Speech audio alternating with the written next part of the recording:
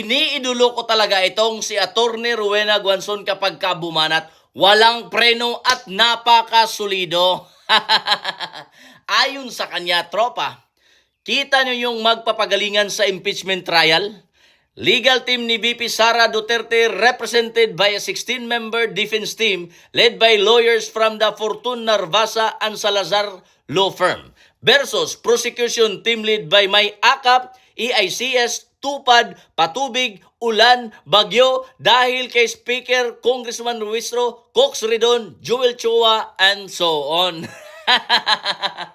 Alam nyo ba, tropa, para sa akin, ang pinaglalaban nito ay hindi para sa mga Pilipino. Ang pinaglalaban nila ay para na lang sa kaligtasan nila ng kanirang sarili. Sapagkat kapag si Sara hindi na-impeach, kapag si Sara ang naging presidente, uusigin niya ang lahat ng mga kawatang ito.